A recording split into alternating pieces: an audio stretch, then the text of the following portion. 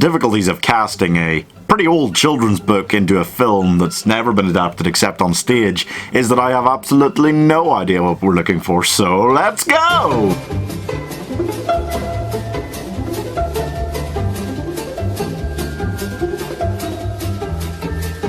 So The Twits is just one of many Roald Dahl books with really frickin' weird messages that could confuse young children and mess them up forever. Not as bad a message as put everything in your house together into a concoction and feed it to your grandmother, but we'll talk about that in a different fancast. For now, we're discussing The Twits and doing a live action film for that, not because it seems particularly likely that they'll do it anytime soon, especially since with all that makeup for the Twits and considering the fact that they're the only two live action characters, an animated film would make a lot more sense money-wise. Anyway, The Twits is a book about a husband and wife pairing who are just abominable people and play tricks on each other all the time because they're just so nasty. They also keep a family of monkeys called the Mugglewumps who are from Africa that they're using to create the first upside-down monkey circus. And I never quite realised how ludicrous this whole plot is. Anyway, let's get fancasting. So primarily you're talking about the Twits themselves. Mr. Twit is a prick. He has a nasty beard where he keeps food for later. His entire head, basically, except for like his eyes and maybe lips, is just covered in hair, and he lives in a brick house without windows with Mrs. Twit.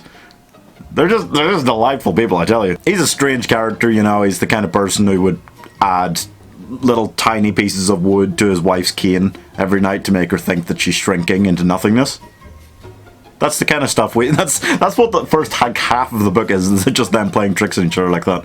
Though it'd be pretty funny in live action if you have the right people doing it. I think for Mr. Twit, it's kind of hard to imagine him in like a modern setting. I'm not quite sure what way they'd want to set this film, but I think David Harbour should play him because he's just the like modern epitome of grouchy old guy, even though he's still only 45. You know, in Stranger Things as Hopper, he feels like he's in his mid-50s, but he is still only 45 now. But, you know, obviously, when he's got a beard, he looks a lot older. Add a bit of makeup, he could look like this ferocious old crotchety guy, which is just perfect, you know. I don't want to cast much older, because you can cast somebody like, I don't know, Jeff Bridges is a great crotchety old guy, but he just feels wrong somehow.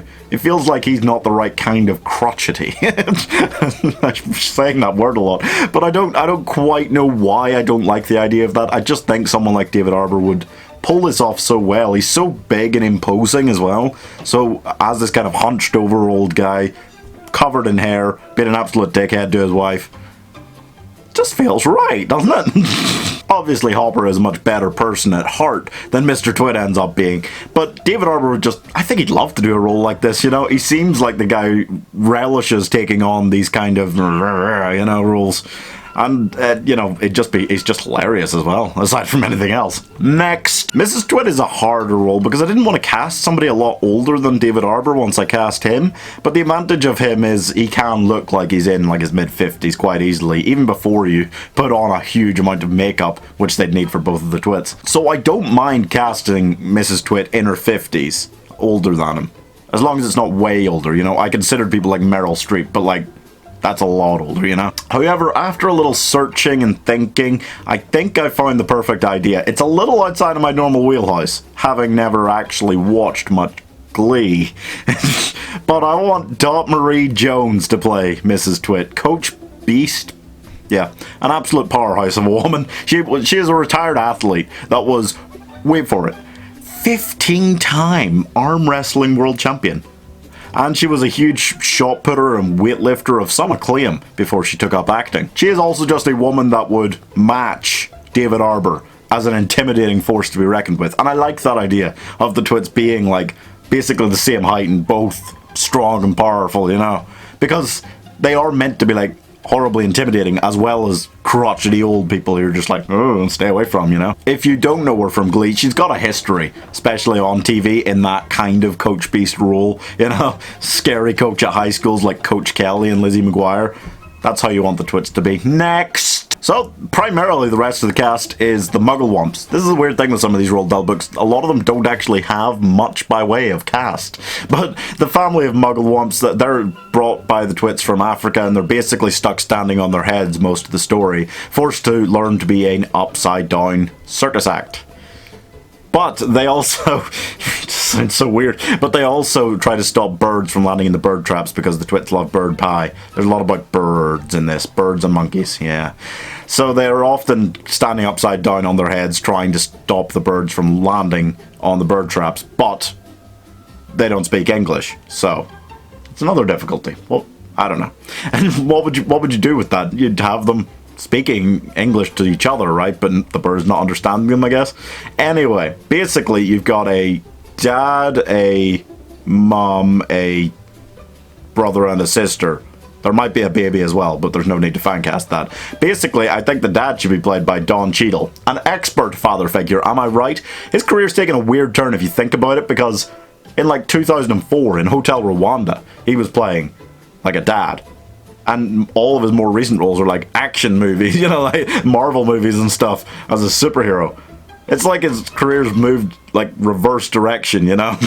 He should have been an action star back then and then a dad kind of figure now. But anyway, he is fantastic and he's got such a cool voice, which doesn't seem to have done that much voice acting. As for his wife, I think Taraji P Henson, yeah. I love her. I'd put her in anything. She's just got a great voice also and is a current kind of brilliant mother figure, you know? I'm just kind of going, okay, so that one, that mother figure and that father figure, that'll do perfectly. For the kids, I think Caleb McLaughlin, he doesn't get as much credit and other roles past Stranger Things as a lot of the other kids in that show, and I think that's unfair because I think he's great in it.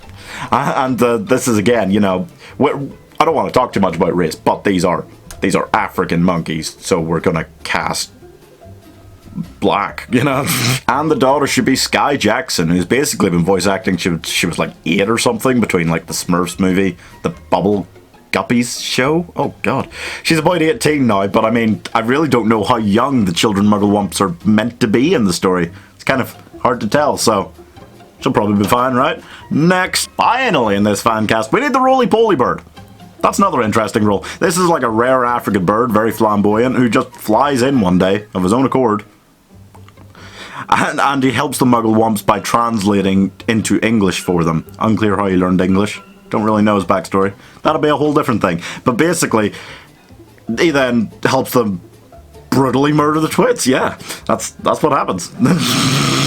What? Yeah, they trick the Twits so they get a ridiculously imaginary fatal disease from standing on their heads. Anyway, the roly-poly bird is this really fun, flamboyant type, you know. He seems like he'd be super, super flamboyant, you know. I'm just gonna put it out there. The RuPaul should probably play him.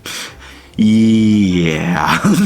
RuPaul's done some great acting lately. AJ and the Queen was very good. He was great in that. And he also, like a lot of the others I've cast here, has a very unique voice, a very cool voice that would do very well in voice acting. So, you know. Perfect. And that's all for this fancast, folks. It is a bit shorter than normal. Yeah, there's just a lot of these Roald Dahl books, there's not really a lot to them. You know, it's the same thing with George's Marvelous Medicine whenever I do that one. But I've got a few other things I want to do in the next few weeks. We will come back to Roald Dahl fancasts. But check out on the channel, fancasts every Sunday, and please subscribe. Bye!